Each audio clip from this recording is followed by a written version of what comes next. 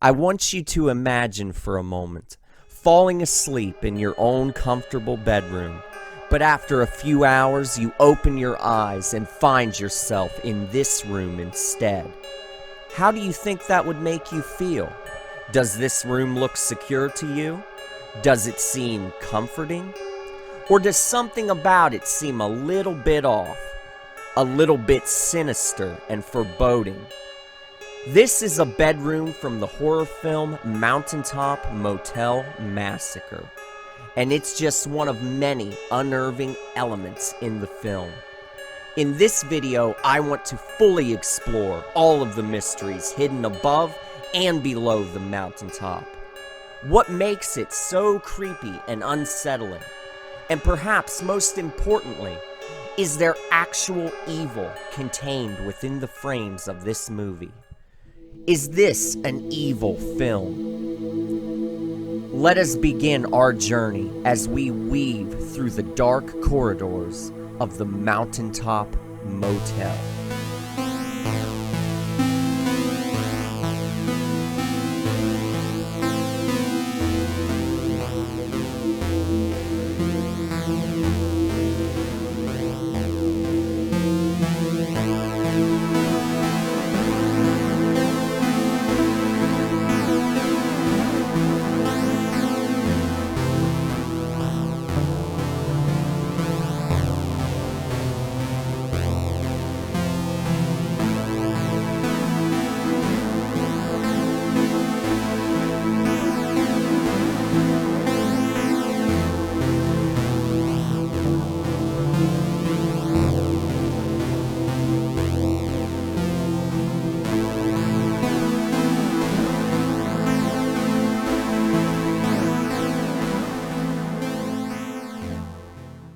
The movie opens with two jarring elements that establish the mood. First of all, the title card is written in a big, bubbly, happy-looking font. Now, it could have been written with jagged letters and appeared much more threatening, but instead of going the usual cliché B-movie route, the producers decided to make the title appear soft and bouncy, almost like a plate of marshmallows. However, the filmmakers add just the right amount of menace by having blood drip from the word massacre. And playing beneath this title card, we get our first exquisite taste of the music score. The music sounds a lot like a lullaby. It has a hint of playfulness and childlike innocence. But it's a lullaby gone horribly, horribly wrong. Instead of being warm and inviting, the keyboard tone is cold and devoid of humanity. Also, the notes carry a heavy air of sickness and otherworldly menace. Now let's talk about the two most important characters in the film. One is an elderly woman and the other is a young girl. Now, neither one of these archetypes usually have connotations of danger or ill will. But in Mountaintop Motel Massacre, these two characters are the ultimate purveyors of evil. First, we meet Evelyn Chambers. She is the owner and operator of the Mountaintop Motel. We quickly find out in the title sequence that she was locked up from 1978 to 1981 at the Arkansas State Mental Hospital. Now, she may have committed any number of heinous atrocities in the past, but we are never made privy to that information, so we can only speculate that she may have already displayed some really gruesome tendencies at one point or another. And right from the jump, she proves that suspicion correct when she viciously slaughters her daughter's pet guinea pig. And it's important to notice the darkness that overtakes Evelyn's face as she commits this act. You can see the anger on her face, and you can feel the rage as she wildly swings her sickle. This is not a clear case of a confused old woman stricken by conflicting emotions. It's so much more than that. I believe that Evelyn is an evil person, not simply an innocent victim of mental illness. And it's important to realize the distinction that I'm trying to make. The difference between a person who is just suffering from a mental sickness versus a person who commits vile acts just for the perverse feelings of power and pleasure that it brings them. I feel like I know which camp Evelyn falls into, and I will be giving my reasons for that belief throughout this video. Now let's talk about Lori for a moment. Lori is Evelyn's daughter, and just like Evelyn, she appears to be much different than your average person. Her bedroom alone is the stuff of pure nightmare fuel. It's covered wall to wall with strange artwork and vividly decorated with burning candles, animal skulls, and creepy baby dolls. And let's not forget about those cages filled with rats, roaches, and snakes.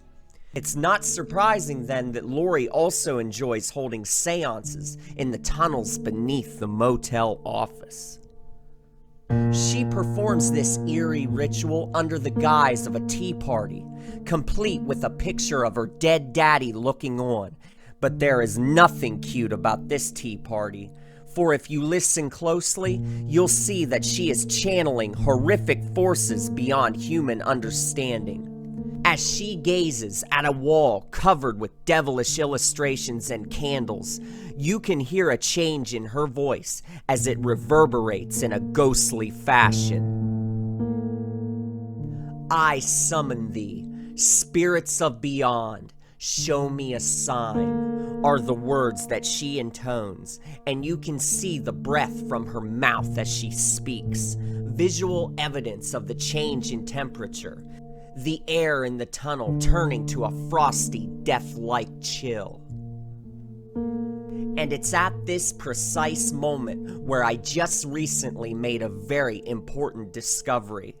At the exact moment that Lori says spirits of beyond, strange voices begin to speak on the audio track. I used to think that these voices were just ambient groans placed in the soundscape to thicken the tension and nothing more. But it's actually so much more than that, and all one needs to do is listen closely, and you can hear that these voices are actually saying something. And they are repeating one word over and over, and that word is kill. The first voice has a very pained and anguished sound as he groans out the word over and over.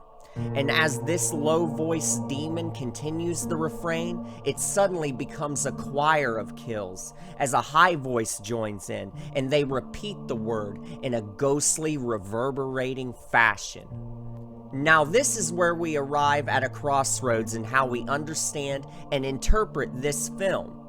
I have always known that this film had a strong supernatural component. For instance, the movie makes it quite clear that Lori's spirit returns to haunt the Mountaintop Motel. It was always obvious to me that Lori's spirit was egging her mother on, tapping into her mother's base instincts as she committed the grisly murders. So it was always my belief up until now that Lori was the ringleader of the atrocities committed in this film. That was until I heard these voices and heard what they were explicitly saying. These horrifying voices clearly show that stronger forces are at work in this film. Call them evil spirits, call them demons, but whatever they are, Lori was the one who called upon them in the first place. I think the hauntings at the Mountaintop Motel began when Lori first started trying to contact her dead father. It was probably in these initial seance sessions that demons found an opening into the Mountaintop Motel. These powers crept through as Lori tried to speak with the spirit of her dad. I think that Evelyn realized what Lori had conjured up, and she must have been frightened by these entities. Probably because they are beyond her understanding and control. Even a woman as wicked as Evelyn found herself disturbed by these forces, and that would explain the scene where Evelyn throws a fit when she discovers Lori once again in the basement talking to these demons. That's why she wildly swings the sickle around in a blind fury, screaming how she told her never to do this. which obviously says to the viewer that this is something that has happened before, and it's obviously a bone of serious contention. I believe that Laurie, being a precocious child, had no qualms about letting these outside forces into their realm. Evelyn, on the other hand, clearly does not want these spirits to be called upon and unleashed. But as we plainly see, Evelyn's protest had no effect, because Laurie went ahead and opened the gateway anyway. And let's face it, this is probably the most crucial moment in the film, because these entities obviously have a craven bloodlust, and the only thing that will satisfy them is murder. Would Evelyn have still went off the deep end and committed a massacre on some stormy night without their influence? It's possible. She definitely has that tendency within her, but it's likely that these forces were the thing that gave her that extra push. There is that pivotal scene later on in the film when Evelyn is gazing out the window, looking at the ever-falling rain from the storm, and she hears Laurie's voice tell her, "Mama, you've got to kill them. They know you're crazy. They're gonna send you back to the hospital. Everyone must die." And then her voice reverberates into chants of "Kill, Mommy, kill," which urges Evelyn to pick up her sickle and get to work. Now, what you, the viewer, cannot see in this scene is that Evelyn can actually see Laurie standing out there in the cold night air as these words echo over the wind and rain.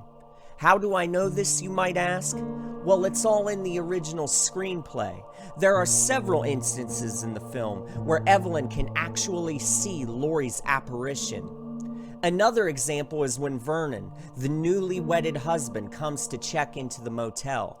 In the screenplay, it explicitly states that Laurie is standing in the corner of the room by the door, and that Vernon walks right past her, not knowing that she's there all the while. The only person at the motel that can see Laurie's spirit is Evelyn. We, the audience, are only able to catch quick glimpses of Laurie's apparition towards the end of the film, and the look is positively chilling. Laurie is deathly pale, her eyes filled with wide-eyed malice. The short, rapid-fire cuts give us a stark glimpse at what Evelyn has been seeing for most of the film. There was originally supposed to be much more interaction in the finished film between Evelyn and Laurie's ghost. But for whatever reason, the filmmakers decided to cut back on being too overt with the supernatural elements. They decided to go in a more subtle direction and just drop hints as the movie progresses.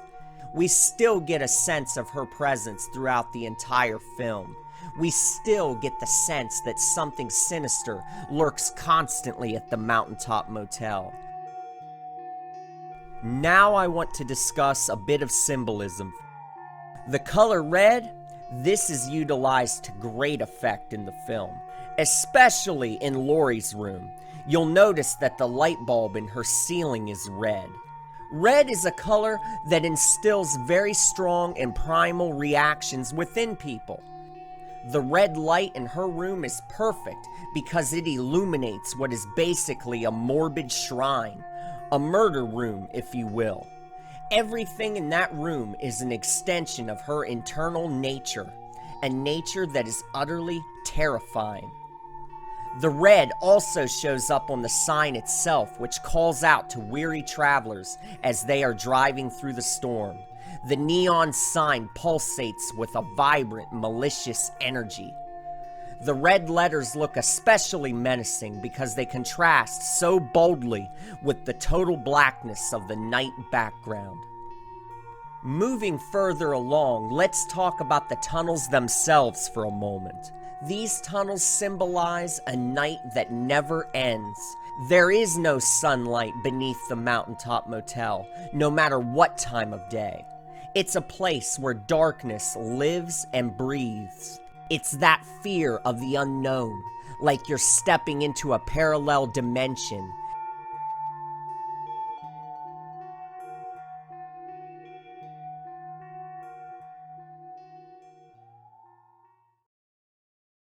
The last thing in this video that I want to touch upon is Evelyn herself. I stated earlier that I believe that Evelyn is a truly evil person. Now, is she suffering from mental illness? Sure. And we do know that there are evil spirits haunting the property, and that surely doesn't help matters. But if you want stone cold evidence of Evelyn's truly cold-blooded, malicious nature, then look no further than the scene where she brutally butchers the newlyweds. The look in her eyes is calculated and cunning, and the way Evelyn brutally dispatches them is highly disturbing because she seems to take such perverse pleasure in the act. The look of twisted evil on her face is right there, and it cannot be denied. And the way that she looks back at Vernon, who is laying helpless on the bed, a man who has just watched powerless as Evelyn murdered his wife right before his eyes. She looks at him with both a frightening glare and also horrible glee. She even taunts him as she walks towards him, brandishing the sickle above his head, knowing that he is too weak to fight back. "Aren't you a mess?" she says in a mocking tone before cutting his throat. So that's it in a nutshell. The atrocity that she's committing is bad enough on its own, but it's the way that she's relishing this sordid act that renders her irredeemable. This is a woman that is enjoying the mayhem that she is wreaking, regardless of what is going on around her. In this instance, the evil spirits are just window dressing. Evelyn may have a mental disorder, of that there is no doubt. But she also has pure blackness within her heart. That wickedness and sadism was there all along. I hope you enjoyed this video taking a look at the hidden mysteries of the Mountaintop Motel. I'll see you all again real soon.